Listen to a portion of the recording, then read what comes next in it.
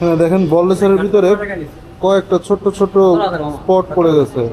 হাসান ভাই পারবে না, হাসান ভাই হুম।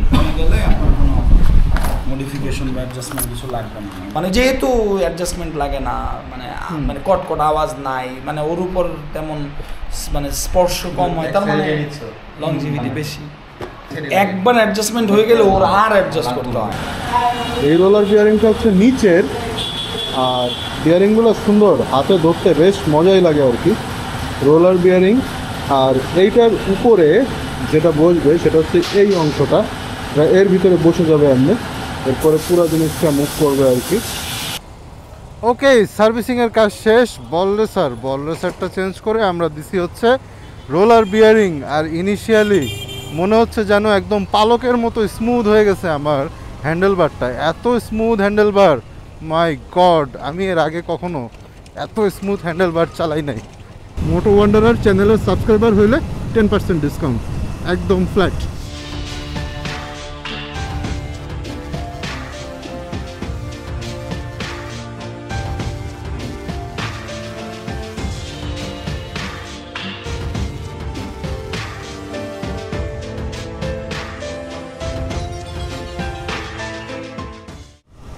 হোয়াটসঅ্যাপ এভরিওয়ান, আশা রাখি সবাই ভালো আছেন, সুস্থ আছেন এবং নিরাপদে আছেন।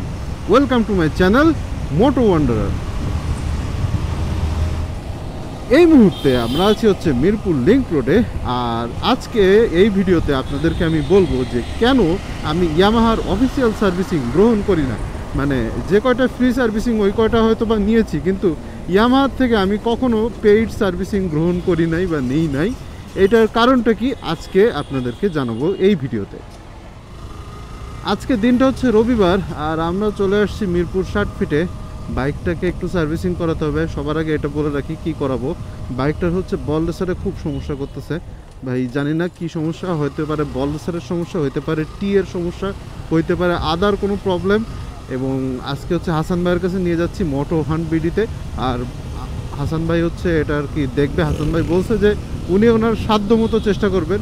আর হাসান ভাইয়ের উপরে তো আসলে আমার ভরসা, অগাধ ভরসা, এটা তো জানেনই আপনারা। হাসান ভাই আসলে ইয়ামাহার মানে সার্ভিসিং সেন্টারে একটা সময় মানে খুবই উচ্চ মাপের আর কি মেকানিক ছিলেন, এবং গাজীপুরে একটা কন্টেস্টে 1000 মেকানিকের মধ্যে উনি ফার্স্ট হয়েছিলেন। তো বুঝতেই পারতেছেন মানে কতটা এক্সপার্ট মানুষ উনি আর কি।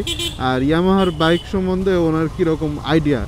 তো ভাইয়ের কাছে আর কি বাইকটা আজকে নিয়ে যাব মোটো হান্ট বিডিতে। আর মোটো হান্ট বিডিতে বাইকটা চেক করে দেখা হবে যে কী কী সমস্যা আছে, মানে অ্যাকচুয়ালি বল রেসার রিলেটেড কী কী সমস্যা আছে আর কি, মানে টি, তারপরে বল রেসার, আদার আর কোনো প্রবলেম যদি থাকে সব কিছুই আর কি আজকে বের করা হবে আর কি। তো চলেন এখন আমরা হচ্ছে আলাপ করি যেই ব্যাপারটা নিয়ে আমাদের কথা বলার কথা ছিল।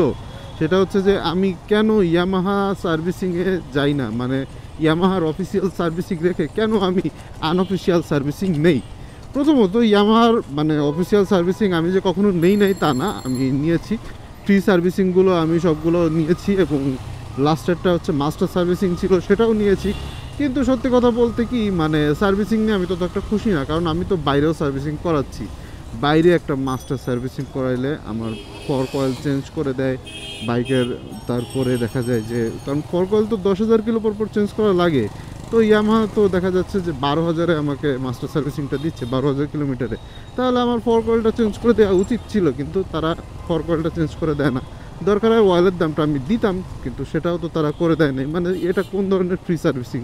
খালি মানে মনে করেন যে সুইং আর্মটা একটু লুপ করে দিছিল, আর এই ছাড়া আর মানে যা যা করছিল এগুলো খুবই নর্মাল ব্যাপার। এই এয়ার ফিল্টারে একটু ঝাড়ফুঁক দেওয়া, এই ধরেন যে আপনার স্পার্ক প্লাগটা একটু চেক করা, দরকার হলে একটু ঘষা মাজা করা, এই মানে আর তেমন কিছু না। ক্লাস কেবল, থটল কেবল, এগুলো তো ভাই অ্যাডজাস্টমেন্ট আমরা নিজেরাও করে ফেলতে পারি। তো এই হচ্ছে ব্যাপার স্যাপার। সো মানে ইয়ামাহা সার্ভিসিং নিয়ে আসলে মানে আমি পার্সোনালি ওইভাবে তত একটা সন্তুষ্ট না। আমি মানে বাইরেও তো সার্ভিসিং নিচ্ছে, আনঅফিসিয়াল সার্ভিসিং, তাদের এক্সপার্টিস বলেন, তাদের মানে কাজের বলেন, সব কিছু মিলায়ে মানে ইয়ামাহা সার্ভিসিংয়ে যাওয়া আমার কোনো প্রশ্নই আসে না। আমার কাছে যেটা মনে হয় পার্সোনালি, আমি আনঅফিসিয়াল সার্ভিসিংয়েই খুশি। টাকা যাচ্ছে, যদি টাকা একটু বেশিও যায় আমার কাছে যায় আসে না। টাকাটা আসল ব্যাপার না ভাই, সার্ভিসিংটা আসল ব্যাপার। সেকেন্ড যে ব্যাপারটা আমি বলবো যে কারণে আমি ইয়ামাহা সার্ভিসিংয়ে যাই না, দেখেন ভাই আমি একজন কি বলবো একজন ট্যুরিস্টের মতো মানুষ, আমি হচ্ছে মোটো ওয়ান্ডারার, আমি বাইক নিয়ে ঘুরে বেড়াই। বাইক নিয়ে ওয়ান্ডারার মানে কি, যে কখনো এক জায়গায় পড়ে থাকতে পারে না, তারপরেও আমাকে মাঝে মধ্যে এক এক জায়গায় আটকে থাকতে হয়, কিন্তু তারপরও আমি সবসময় সুযোগ গুনি কখন আমি বের হয়ে যাব, কখন আমি বেরোয় যাব ঢাকা থেকে। তো এই সবই আসলে করে বেড়াই আমি। কিন্তু যেটা হয় যে বাইক নিয়ে এত পরিমাণ যখন ট্যুর দেই তখন আমার বাইকটার একটু ভালো সার্ভিসিং দরকার পড়ে, এবং আমি সার্ভিসিংগুলো তখন মানে প্রয়োজন মতো সময় মতো প্রত্যেকটা সার্ভিসিং আমি বাইকে করিয়ে নেই। এখন আমি যদি ইয়ামাহা অফিসিয়াল সার্ভিসিংয়ে যাই, আমি এখানে একটা ব্যাপার খেয়াল করে দেখছি, ওরা কি জানি একটা লুকায় রাখতে চায় ওদের কাছে, মানে দেখাইতে চায় না। মানে ব্যাপারটা এরকম যে ওনারা ক্যামেরা দেখলে বড়ই ভীত সন্ত্রস্ত হয়ে পড়ে, মানে ক্যামেরা যেন মানে ওনাদের জম, ওনাদের শত্রু। ক্যামেরা দেখলেই মানে ওনারা বলে না ভাই এখানে ক্যামেরা দিয়ে ভিডিও করা যাবে না, এখানে এমুক নিষেধ, এখানে তমুক নিষেধ।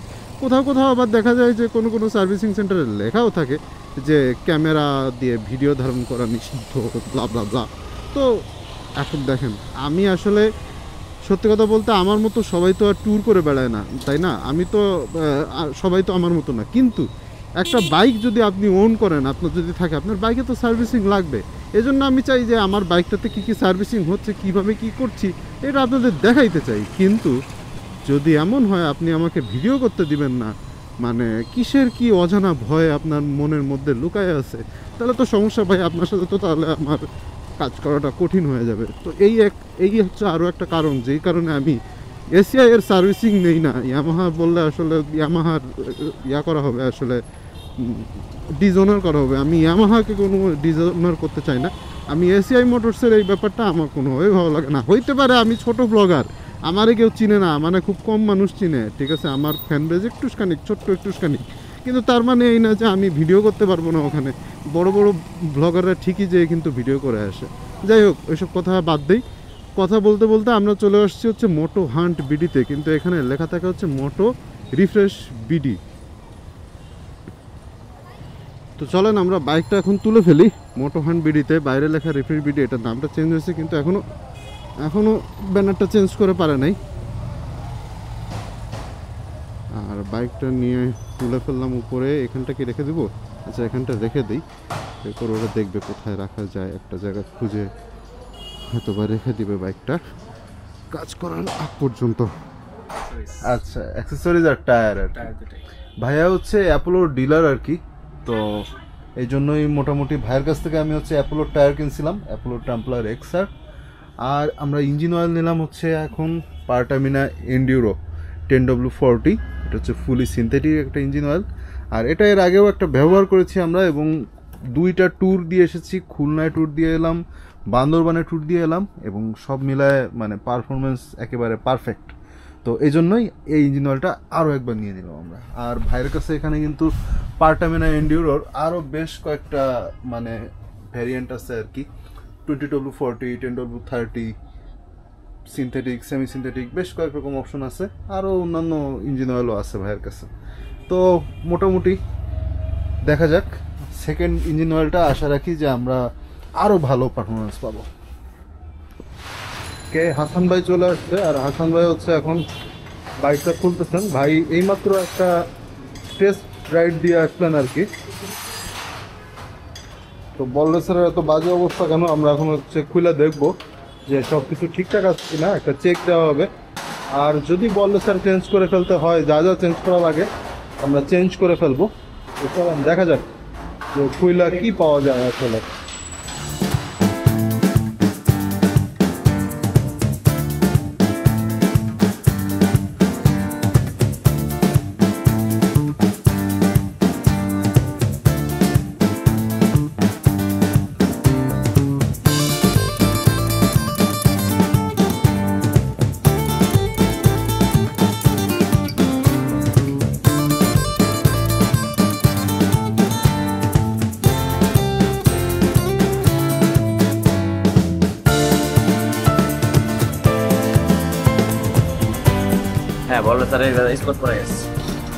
হ্যাঁ দেখেন বললেসারের ভিতরে কয়েকটা ছোট ছোট স্পট পড়ে গেছে, 1, 2, 3, 4, 5টা মানে বেশ বড় বড় স্পট পড়ছে, কয়েকটা স্পট বেশি বড় এবং সব জায়গাগুলো বেশ বাজে অবস্থা আর কি।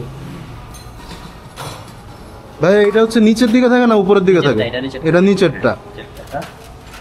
আরেকটা পার্ট দেখি আর কি, উপরের বাটিটা, এটার ভিতরেও স্পট আছে, এটার ভিতরেও স্পট আছে, এই যে ছোট ছোট স্পট দেখা যাচ্ছে। তো চলেন আমরা এখন বল রেসার নিয়ে আসবো। আর বল রেসার এবারে আমরা দিব হচ্ছে ফাইটোর যে বল রেসার, এটা অ্যাকচুয়ালি বল রেসার না, এটা হচ্ছে রোলার বিয়ারিং আর কি। আমরা এখন চলে আসছি ইমোটো বাজারে। ইমোটো বাজার হচ্ছে 2 তলার উপরে ওইটা আর কি, এক্সো মোটর ঠিক উপরে আর কি ইমোটো বাজার। হাসান ভাই পারবে না, হাসান ভাই গেলে আপনার কোনো মডিফিকেশন বা অ্যাডজাস্টমেন্ট কিছু লাগবে না, আমি রেগুলারই লাগাই। ওর লাইফ টাইম স্টক রল, মানে যেহেতু অ্যাডজাস্টমেন্ট লাগে না, মানে মানে কটকট আওয়াজ নাই, মানে ওর উপর তেমন মানে স্পর্শ কম হয়, তার মানে লংজিভিটি বেশি। ওইটাই, এই জিনিসটা আমি জানতাম না যে এটা হচ্ছে যে এরকম অ্যাডজাস্টমেন্ট লাগে। একবার অ্যাডজাস্টমেন্ট হয়ে গেলে ওর আর অ্যাডজাস্ট করতে হয়, আর অ্যাডজাস্ট করতে হয় না। দেখা যাচ্ছে স্টকগুলো কিন্তু নেওয়ার পরে ওরকম 1-2 চালানোর পরে আবার একটা অ্যাডজাস্টমেন্ট দেওয়া লাগে না, এইটারও ঢিলা হয়ে যায়। ধরেন ফিটিং পারফেক্ট প্রথমবার হয়ে গেছে, শেষ। প্রথমবার ফিটিং হয় নাই, ধরেন এর পরের বার আসতে হবে। ধরেন আপনি যার কাছে গেলেন, হাসান ভাইয়ের কাছে গেলেন, প্রথমবার ওনার ফিটিং নাই হইতে পারে, হিউম্যান ইরর, এটা হইতেই পারে। পরের বার যখন আসবেন ওই একবার 3 প্যাচের জায়গায় 4 প্যাচ বা 5 প্যাচের জায়গায় 4 প্যাচ এরকম একটা হয়ে যাবে, আর অ্যাডজাস্টমেন্ট লাগে না। এরপরে এর খুলবেন, গ্রিস করবেন, লাগাবেন, শেষ। আচ্ছা, মেইনটেনেন্সের কথা বলছি। জায়গাটাতে একটু বেশি নয়েজ, এই জন্য ভিডিও করতে একটু মাঝে মধ্যে প্রবলেম হয়। আসেন আমরা এই বল রেসারটা এখন খুলে দেখি আর কি, ভিতরে কি আছে না আছে খুলে দেখি, চলেন। আর এই হচ্ছে বল রেসারের ফুল সেট আর কি। এটা এখানে আছে হচ্ছে রোলার বিয়ারিং, এই রোলার বিয়ারিংটা হচ্ছে নিচের, আর বিয়ারিংগুলো সুন্দর, হাতে ধরতে বেশ মজাই লাগে আর কি, রোলার বিয়ারিং। আর এইটার উপরে যেটা বসবে সেটা হচ্ছে এই অংশটা, এর ভিতরে বসে যাবে এমনি, এরপরে পুরো জিনিসটা মুভ করবে আর কি। একইভাবে নিচের পার্টটা দেখলেন, এটা হচ্ছে উপরের পার্টটা, এবং এটার উপরেও হচ্ছে এই পার্টটা বসে যাবে। তো এই হচ্ছে আর কি টোটাল সেট আপটা। আর এই বল রেসার, অ্যাকচুয়ালি এটা তো বল রেসার না, এটা হচ্ছে রোলার বিয়ারিং। এই রোলার বিয়ারিংয়ের একটা বৈশিষ্ট্য যেটা ইমোটো বাজারের ভাই বললো যে এটা একবার সেটিং করে দিলে আর কোনো সেটিং করা লাগে না। তো I think that's a very good thing. তো শেপটা একটু ডিফারেন্ট, একটু নতুন টাইপের আর কি, একটু ইউনিক টাইপের। আর রোলার বিয়ারিংয়ের সাথে আসলে আমরা তেমন বেশি একটা পরিচিত না আমাদের দেশে। তো দেখা যাক কেমন কি হয় পুরো ব্যাপারটা। আশা রাখি খুব ভালো কিছু একটাই হইতে যেতে।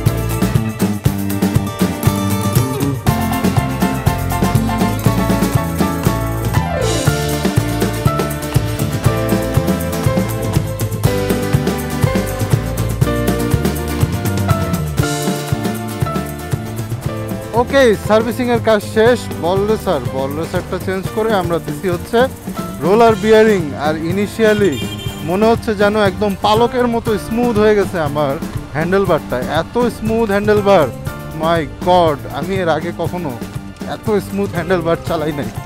যাই হোক, ভাঙাচুরা জায়গায় চালাচ্ছি, ভালো মতন বোঝা যাবে যে কি অবস্থা। এই হচ্ছে রোলার বিয়ারিংয়ের, বারবার মুখে খালি এই বল রেসার চলে আসে, কিন্তু ভাই বল রেসারের যুগ শেষ। এখন আমরা ব্যবহার করব রোলার বিয়ারিং। সো চলেন দেখা যাক কি হয়। অফ রোডে যদি দরকার পড়ে অথবা অফ রোডে একটা বাইক কেমন পারফরমেন্স করতেছে, কেমন পারফরমেন্স দিচ্ছে টেস্ট করার জন্য চলে আসতে পারেন মিরপুর 60 ফিটে। এই সুযোগ সীমিত সময়ের জন্য। সিটি কর্পোরেশন কবে যে এইটা আসলে ঠিক করে ফেলবে রাস্তা, তখন আর এই সুযোগ পাবেন না। সো এই অফরোডিংয়ের সুযোগ কেউ হাতছাড়া করবেন না। অবশ্যই অবশ্যই চলে আসবেন মিরপুর 60 ফিটে এবং দেখা হয়ে যাবে অফরোডের সাথে। ভাইরে ভাই, এই দুইজন যে বাইক চালাইতেছে, বাইক তো মনে করেন যে কান্নাকাটি করতেছে। বাইকে একদম 14টা বাজানো হয়ে গেছে আসলে। গ্রেট গ্রেট, সোফার গ্রেট, মানে এক্সপিরিয়েন্সটা বলে বোঝানোর মতো না একেবারেই। বল রেসারের থেকে অনেক অনেক স্মুথ, মানে বল বিয়ারিং যেটা, বল রেসার তো অ্যাকচুয়ালি এক ধরনের বল বিয়ারিং, তো বল বিয়ারিং থেকে রোলার বিয়ারিং অনেক অনেক স্মুথ, অনেক স্মুথ। মানে এখানে ওরকম জ্যাম ট্যাম হওয়ার কোনো কিছু মনে হয় নাই, জ্যাম হওয়ার কোনো চান্সই নাই আমার মনে হয়। একটা বাইকের হ্যান্ডলিং কতটা স্মুথ হওয়া পসিবল, যদি এই রোলার বিয়ারিংটা ইনস্টল না করতাম তাহলে আমার জানাই থাকতো না, মানে অজানাই রয়ে যাইতো। সো এই রোলার বিয়ারিংটা মানে ইনস্টল করে, মানে কিছু কিছু আফটার মার্কেট পার্টস থাকে যেগুলা আপনি একবার ব্যবহার করলে দ্বিতীয়বার ব্যবহার করার জন্য উদ্গ্রীব হয়ে থাকবেন, মানে আপনি কোনোভাবেই এইটা ছেড়ে আর স্টক পার্টসে ফেরত যেতে চাইবেন না। এই পার্টসটা সেরকমই একটা পার্টস, মানে আমার মনে হয় না আমি আর কোনো দিন মানে স্টক বল রেসারে ফেরত যাব। এই ফাইটার রোলার বিয়ারিং এটা এত বেশি স্মুথ, এত বেশি মানে মজার, এটা বলে বুঝাইতে পারবো না। যে ইনস্টল করছে, যে চালাইছে, সেই শুধুমাত্র জানবে। জোস জোস। আর হাসান ভাই আজকে মানে কঠিন কাজ করে দিছে বাইকে আসলে, মানে এত সুন্দর করে ভাই বল রেসারটাকে ইনস্টল করে দিছে, মাথা নষ্ট। মানে বাইকটা চালায় আমি বুঝতে পারতেছি যে কি অবস্থা বাইকটার, মানে দেখেন অবস্থা দেখেন, একেবারে ধরে মানে ছেড়ে দিছি বাইকটা যাইতেছে তো যাইতেছে, কোনো মানে বামে ডানে হেলাহেলির কোনো কিছু নাই। তো যাই হোক, মোটো রিফ্রেশ বিডি থেকে আজকে কাজ করে এলাম। মোটো রিফ্রেশ মানে এখন নতুন নাম হচ্ছে মোটো হান্ট। মানে আপনারা যদি এখানে আসেন সেক্ষেত্রে আমার কথা বলবেন, মোটো ওয়ান্ডারার চ্যানেলের কথা বলবেন যে এই চ্যানেলের সাবস্ক্রাইবার আপনারা, তাহলে 10% ডিসকাউন্ট এমনি থেকেই পেয়ে যাবেন যদি এখানে আসেন আর কি। মানে থাকে না, আমি বলতেছি না, আপনি একজন ভালো সার্ভিসিংয়ের মানে ভালো মেকানিক আপনার থাকতেই পারে, ভালো মেকানিক যিনি সবসময় আপনাকে সুন্দর সার্ভিসিং করে দেয়, মানে আমি বলতেছি না তার কাছ থেকে আপনি চলে আসেন এখানে, এ কথা বলতেছি না। কিন্তু যদি আপনি চান যে হ্যাঁ কোনো ভালো একটা সার্ভিসিংয়ে আপনি ট্রাই করতে চান, ভালো একটা সার্ভিসিং নিয়ে দেখতে চান আসলে কতটুকু ভালো আর কি, সেক্ষেত্রে আপনি এই জায়গাটা আসতে পারেন। আপনি মানে হতাশ হবেন না, এটুকু বলতে পারি। আর 10% ডিসকাউন্ট পাবেন যদি আমার চ্যানেলের নাম বলেন। মোটো ওয়ান্ডারার চ্যানেলের সাবস্ক্রাইবার হইলে 10% ডিসকাউন্ট একদম ফ্ল্যাট, শুধুমাত্র সার্ভিসিংয়ের উপরে, পার্টসের উপরে না। তাই বলে আবার পার্টসের দামের উপর আসলে কোনো মানে ইয়া হয় না, পার্টসগুলো ওনাদেরকে কিনে আনতে হয়, আর ওনাদের কাছে সব পার্টস থাকেও না। দেখা যায় যে সবচাইতে কমন পার্টসগুলো হয়তো বা ওনারা রাখেন, এই ছাড়া দেখা যায় যে মানে যদি আনকমন পার্টস হয় সেগুলো আপনাকে একটু সাইড থেকে বাইরে টেরে কিনতে পারবেন। হয়তো ওখান থেকে বের হয়ে সাবিয়া অটো আছে, তারপরে আরও বেশ কয়েকটা দোকান আছে, এসব জায়গা থেকে নিয়ে নিতে পারবেন আর কি। আর এখন মোটামুটি জ্যামের মধ্যে চলে আসছি, তো জ্যামের ভিতরে আর ব্লগ চালাইতে চাচ্ছি না, কারণ জ্যামের ভিতরে ব্লগ করলে আমি নিজেও আসলে বারবার ডিস্ট্র্যাক্টেড হয়ে যাই গাড়ি ঘোড়ার ক্যাচালের কারণে, আর আপনাদেরও এই কারণে ব্লগটা ভালো নাও লাগতে পারে। তো এই কারণেই আসলে জ্যামের মধ্যে ব্লগ করি না। কিন্তু আপনারা যদি চান, যদি আপনাদের পছন্দ হয়, ইন দ্যাট কেস আমি মানে জ্যামেও ব্লগ করতে পারি। তো যাই হোক, যদি এরকম চান তাহলে অবশ্যই কমেন্টে জানাবেন, তাহলে জ্যামের মধ্যেও ব্লগ দেখতে পাবেন। আর এই তো মোটামুটি আজকে ভিডিওটা এখানে শেষ করে দেই। আর মোটো হান্ট বিডির মানে অ্যাড্রেসটা দিয়ে দিলাম হচ্ছে এখানে, আর একই সাথে পেয়ে যাবেন হচ্ছে ডেসক্রিপশন বক্সে। সো মোটো হান্ট বিডিতে যদি যান সেক্ষেত্রে আমার কথা বলবেন, আমাদের চ্যানেলের সাবস্ক্রাইবার বললে 10% ডিসকাউন্ট। তো আজকের ভিডিও এই পর্যন্ত। সবাই ভালো থাকবেন, সুস্থ থাকবেন এবং সেফলি রাইড করবেন। Bye bye.